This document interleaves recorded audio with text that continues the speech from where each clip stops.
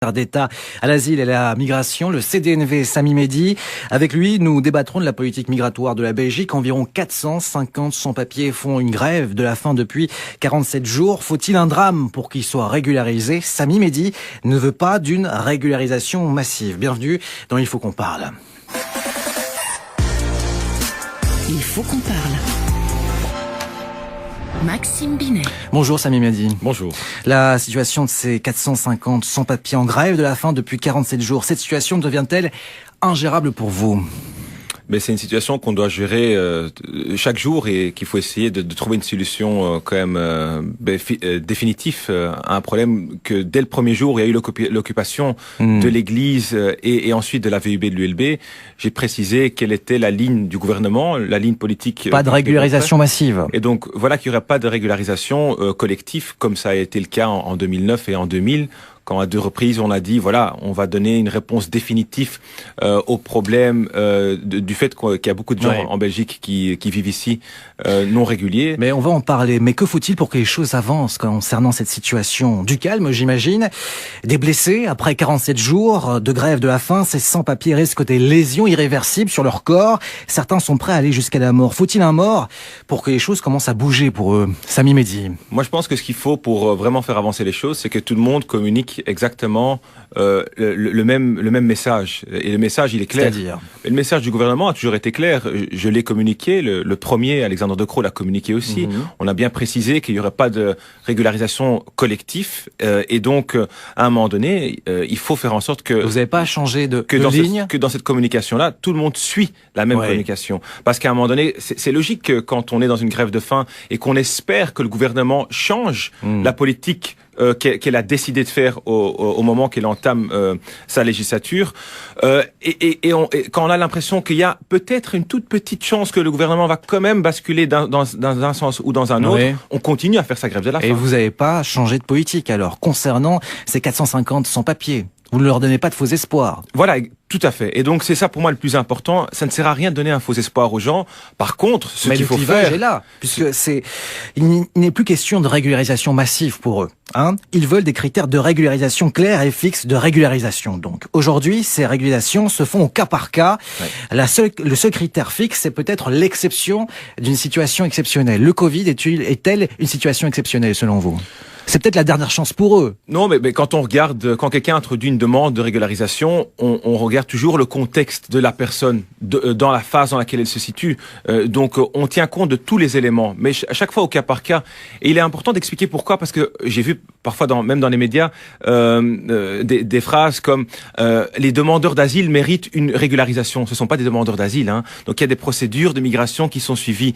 Quelqu'un qui introduit une demande d'asile parce qu'il ou elle fuit un régime dangereux dans un pays, il y a des critères extrêmement corrects et précis. On les suit et si on a réellement besoin d'une protection internationale, on la reçoit. Quelqu'un qui vient travailler en Belgique, il y a des critères très fixes pour la migration légale, pour le regroupement familial, il y a des critères extrêmement fixes pour ça.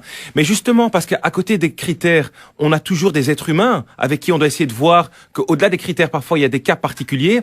On a besoin de la régularisation comme une exception pour parfois pouvoir voir au-delà des critères. Oui, mais ces sans-papiers vivent parfois depuis 4-5 ans, voire davantage. Ils ont une famille, ils ont fondé une famille en Belgique. Difficile pour eux de retourner dans leur pays. Vous savez, ma politique à moi, c'est pas la plus évidente. Non seulement des sans-papiers. Tous les jours, il y a une personne en Belgique qui reçoit un ordre de quitter le territoire. Chaque année, il y a 23 500 personnes en Belgique, chaque année, qui reçoivent un ordre de quitter le territoire. Et donc, chaque jour, on doit donner des mauvaises nouvelles à des gens qui auraient espéré pouvoir rester en Belgique et qui n'ont pas le droit. Parce qu'à un moment donné, on doit aider les gens qui ont un réel besoin d'aide et un réel besoin de protection.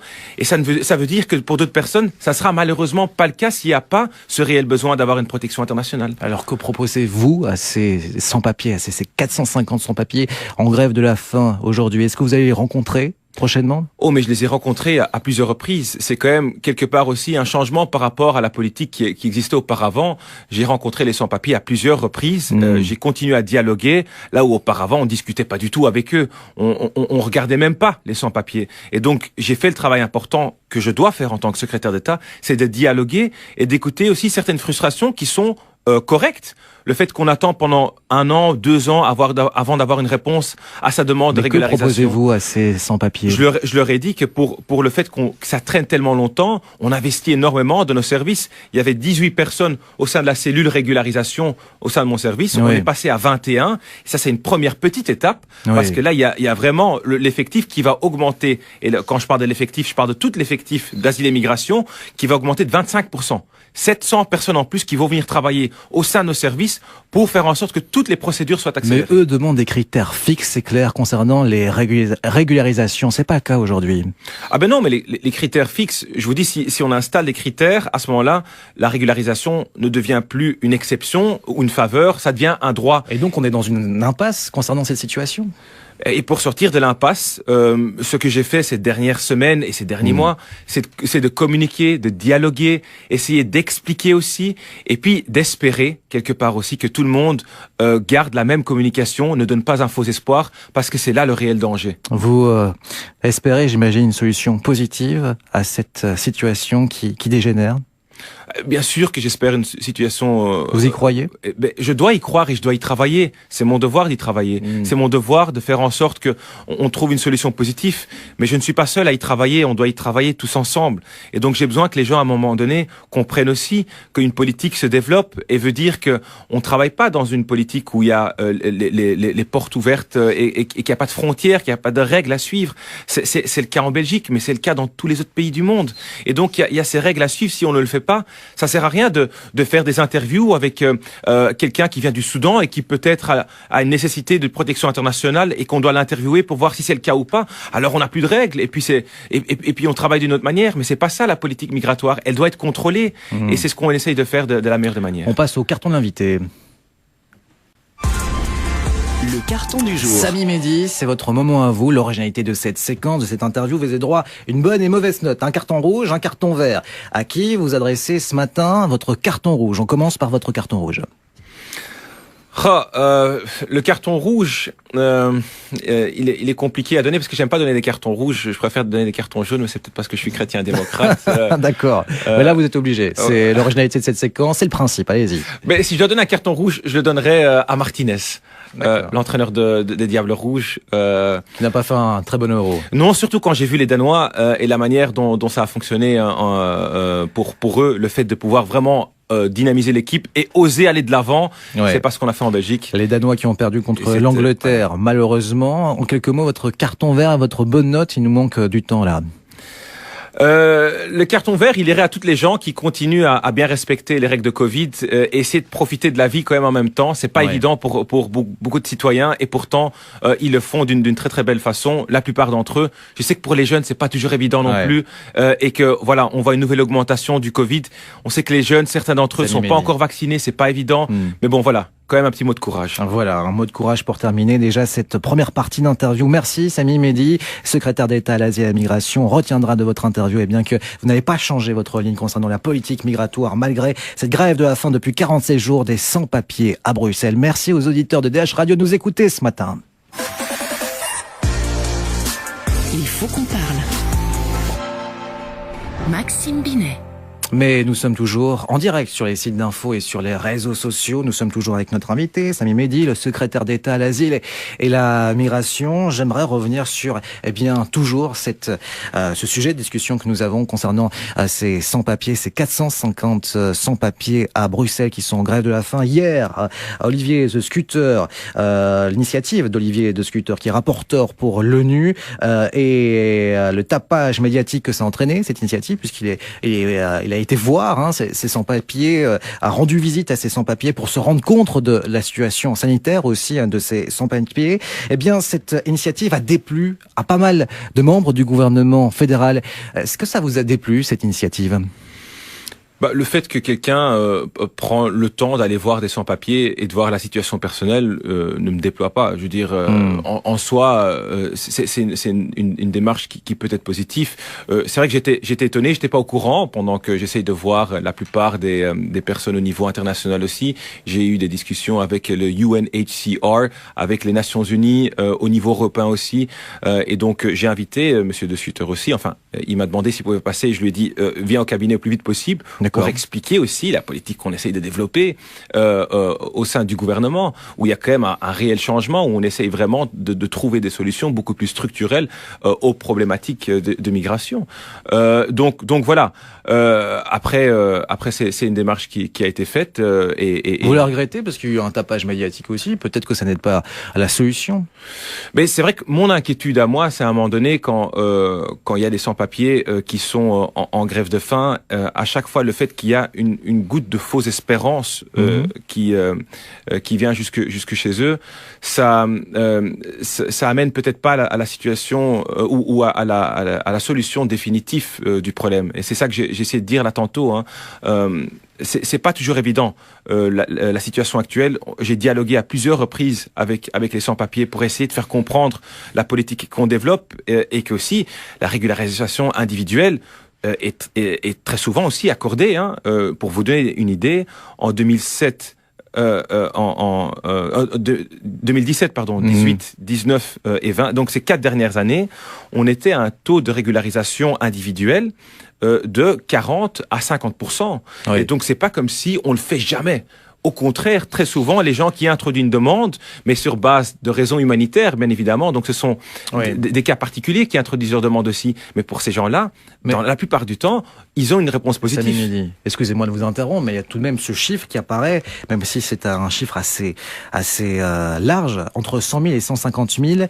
C'est le nombre de sans-papiers qui travaillent chez nous de manière illégale. Donc voilà, si on régularise 40 à 50%, ça reste quand même de nombreux sans-papiers qui restent en dehors du système. Ah oui, et je dirais pas que la moitié d'entre eux sera régularisée non plus. Je veux dire, la moitié d'entre eux qui aujourd'hui introduisent leur demande, donc souvent ce sont déjà des gens qui ont un cas particulier, voient leur réponse positive. Mais c'est un problème qui est énorme, où il y a un problème d'exploitation économique aussi, qu'on ne doit pas oublier. Comment se fait-il que quelqu'un qui, à un moment donné, reçoit un ordre de quitter le territoire parce qu'il ou elle n'a pas suivi les règles ou n'a pas le droit à la protection internationale, peut vivre en Belgique pendant 4, 5, 6, 7 ans. C'est quand même Et fonder une famille, parfois. Et fonder une famille. C'est quand même la preuve qu'il y a une exploitation économique de ces gens aussi. J'ai vu des documentations encore récemment où les sans-papiers eux-mêmes disaient on travaille pour 4, 5 euros de l'heure. Oui. Et donc, il y a des gens qui utilisent la vulnérabilité de ces personnes-là pour pouvoir en profiter. Et donc, il y a un combat à mener aussi contre l'exploitation économique, un combat à mener aussi contre les propriétaires de maisons et de garages insalubres où on installe ces gens-là, on les fait payer un loyer pour vivre là-bas. Et donc tout ça, c'est la régularisation aussi massive, ça permettrait aussi de lutter contre cette criminalité. Non, c'est ce qu'on a essayé de faire en 2000 et 2009. Et ça n'a pas marché, ça, ces régularisations? Vous le dites vous-même, on est aujourd'hui à 100 à 150 000 personnes sans papier, c'est une estimation.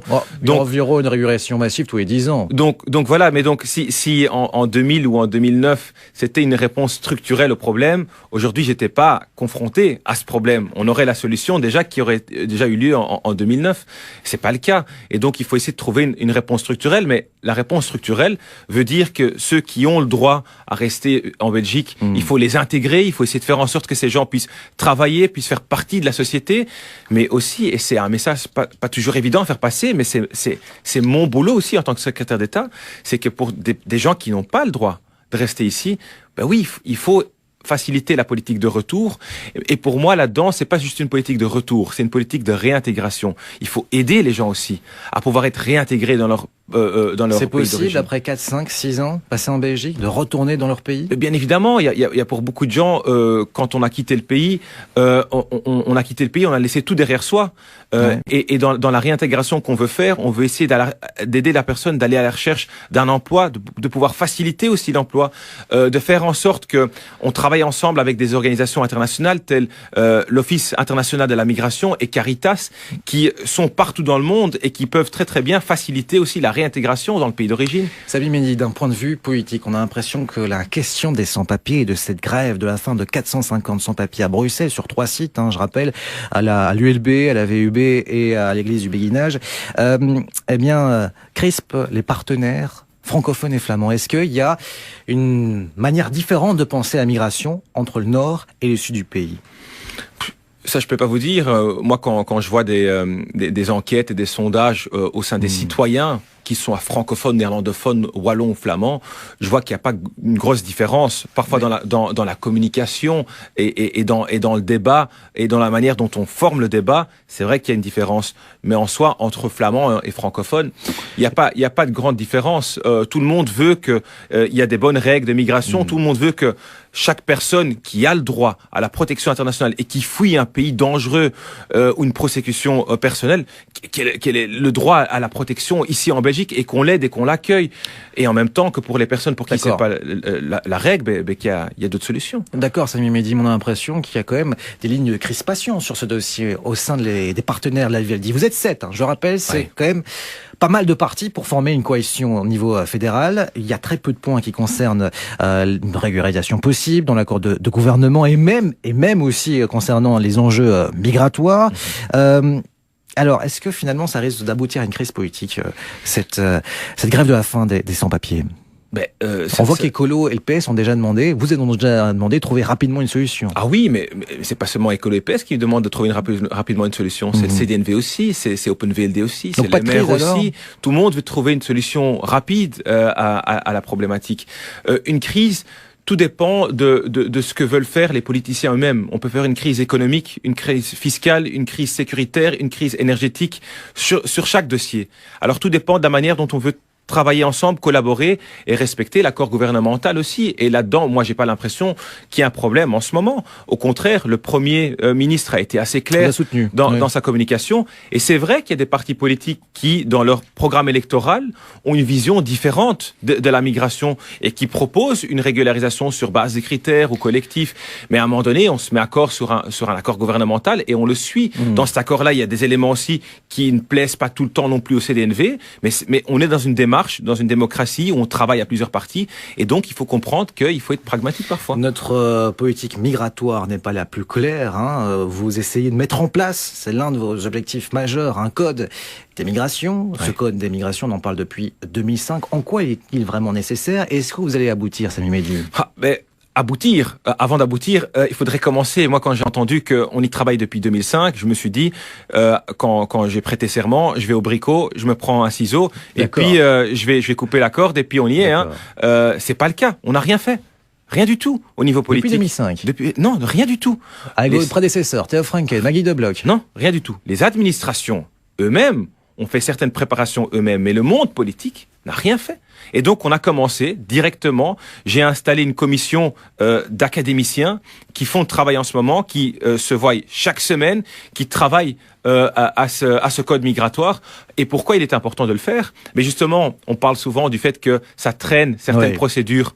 Mais ça traîne pourquoi? Parce que la législation en soi n'est pas claire. Les règles ne sont pas claires. Parfois même, il y a des éléments, des articles dans la loi qui font référence à un autre article dans la loi qui n'existe même plus. Et donc, ça devient compliqué pour un magistrat et pour un avocat de pouvoir bien voir comment les dossiers sont traités quand la loi n'est pas claire en soi. Et donc, on doit vraiment y travailler. C'est vraiment important pour pouvoir donner des réponses rapides aux gens. C'est ça aussi l'un de vos enjeux, c'est d'accélérer la vitesse des réponses. 50 millions viennent d'être dégagés par le fédéral. L'objectif est quoi? D'améliorer de 25% la vitesse de ces demandes auprès des différentes agences qui sont attachées à cette politique migratoire? Oui, au-delà des 25%, on est aujourd'hui quelqu'un qui introduit une demande d'asile, attend en moyenne 1 an avant d'avoir une réponse. L'ambition, c'est de passer à 6 mois. D'accord. Et donc c'est une ambition, 50%. Une ambition qui est énorme, sachant aussi que quand même il y a une augmentation à nouveau de demandeurs d'asile. Donc c'est pas évident, mais on doit y travailler de toutes les manières. Et comment? En renforçant l'effectif. Donc quelque part, je fais un appel ici aussi à toutes les personnes qui sont à la recherche d'un emploi ou qui veulent un nouvel emploi. Il y a 700 postes vacants pour travailler à la politique migratoire. Et donc voilà, c'est vraiment un travail important à faire. On a ces dernières années, ces dernières décennies même, pas investi dans l'administration de l'asile et de la migration. C'est la première fois qu'on le fait. Et donc, cette année, il y a 50 millions qui sont dégagés. On finit en 2024 avec 100 millions, mais de manière structurelle, qui sont dégagés. Donc chaque année alors. Oui, chaque année, pour renforcer la politique migratoire et pour faire en sorte que les procédures soient plus rapides et plus qualitatives aussi. C'est vraiment important et c'est ce qu'on fait. On vient de passer 20 minutes de parler de la politique migratoire de la Belgique, de cette situation de ces sans-papiers, 450 sans-papiers à Bruxelles qui demandent à être régularisés. On voit bien que on n'a pas encore terminé de parler de ces sans-papiers, bien sûr, mais j'aimerais vous faire intervenir sur un autre thème d'actualité, notamment concernant ce qui s'est passé hier à la Chambre, le recadrage du Premier ministre Alexander De Croo par rapport à la commissaire du gouvernement, l'Institut pour l'égalité des hommes et des femmes. Ihsan Awash, est-elle toujours la bonne personne, ou alors était-ce une erreur de casting selon vous? Mais recadrage, je parlerai surtout de précision et de repréciser exactement de quoi il s'agit. Et ça a été précisé. Il a dit une fois et pas deux.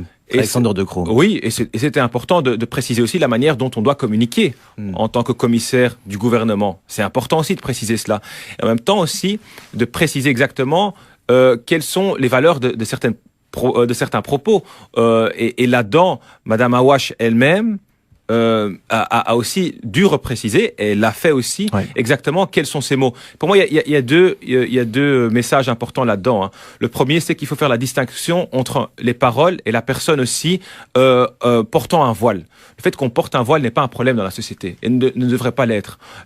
Pour le commissaire du gouvernement. Sa confession, on la met pas, on la porte tout le temps, avec ou sans voile.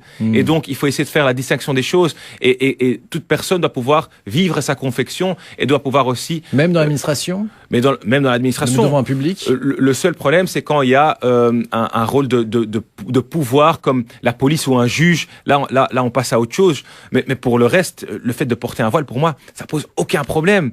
Après, il y a la parole qui est importante aussi. Quand, à un moment donné, on se pose la question si on met en question la séparation Église-État, là, ça devient dangereux. Ouais. Et donc, ça a été important de préciser que c'était pas le cas. Parce que si c'était le cas, ça aurait été vraiment problématique. Je rappelle le contexte, c'est une phrase prononcée par Ihsan Awash le week-end dernier dans la presse francophone, disant « Ceci, la discussion n'est pas est-ce qu'on remet en cause la séparation de l'Église et de l'État ?» Elle parlait évidemment des signes convictionnels et aussi du port du voile, précisément. C'est comment la décline-t-on avec un changement démographique? Comment vous avez réagi quand vous avez lu cette phrase dans la presse francophone? Mais personnellement, c'est vrai que j'étais pas content en lisant la phrase. Ouais. Et donc, on a demandé aussi à avoir plus d'explications par rapport à cela, parce que c'était important de savoir quel était le poids des mots et de la phrase utilisée, quelle était l'interprétation qu'il fallait donner à cette phrase-là. Et donc, de là, pour moi, l'importance de la précision qui a été faite par Madame Awash, qui était importante et suffisant pour moi aussi. Elle a précisé que dans aucun cas, on remet en question la séparation Église-État. Et pour moi, c'est important parce que c'est un des c'est fondamental au niveau de l'organisation de l'État. Et donc, tant que ça a été fait, ça c'est le plus important pour moi. Et à côté de cela, on doit arrêter de faire la discussion du voile parce que moi, le port de quelconque signe convictionnel, c'est un débat qu'on ne devrait pas avoir. Ça me pose aucun problème. Ce qu'on porte ou ce qu'on fait, c'est ce qu'on fait qui est important et ce qu'on dit qui est important, pas ce qu'on porte. Donc l'incident est clos alors concernant Ihsan Awash. Dernière question de cet entretien, Sami Mehdi, toujours en lien avec les signes convictionnels, le port du voile précisément. On a l'impression que cette saga du port du voile et des signes convictionnels a fait plus de remous côté francophone que côté flamand. Pourquoi selon vous ? Je pense quand même qu'il y a une culture qui est différente en Flandre et en Wallonie par rapport à plusieurs débats politiques où du côté flamand, on est souvent beaucoup plus pragmatique dans la chose. Plus anglo-saxon peut-être aussi. Peut-être plus anglo-saxon, quoique il y a aussi beaucoup de gens en Flandre qui sont d'avis que le voile, on ne doit pas porter le voile au sein de l'administration, par exemple. Mais on est plus pragmatique. C'est la même chose pour la régularisation, par exemple. On parle plus latin côté francophone. On parle pas dans Flandre des grands principes. On se dit mais comment est-ce qu'on peut régler la chose, hein, la régularisation individuelle pour qui pas, et puis on voit comment on règle les choses pour chaque cas individuel. C'est un peu la même chose pour le port du voile. On se dit oui, pour quelqu'un qui travaille en tant que juge ou en tant que policier, c'est pas évident, on va pas faire ça. Pour un autre en soi, on peut régler les choses autrement, pendant que du côté francophone, il y a les grands principes et on parle on parle de la laïcité, la neutralité. Ouais. Et puis quand on parle de laïcité et neutralité, parfois ça nous empêche aussi d'avoir un débat concrètement, de manière pragmatique, de comment on organise la société aussi chaque jour au quotidien. D'accord. Et donc je pense que c'est ça la grosse différence. C'est là aussi dans le débat et de la communication, pendant qu'en soi le flamand et le wallon ne sont pas beaucoup plus différents que cela. Donc voilà, merci en tout cas pour cette précision concernant la différence de style, peut-être aussi entre poéticiens du Nord et du Sud. Merci Samy Mehdi d'avoir répondu à toutes nos questions. C'était Il faut qu'on parle. Merci de nous suivre.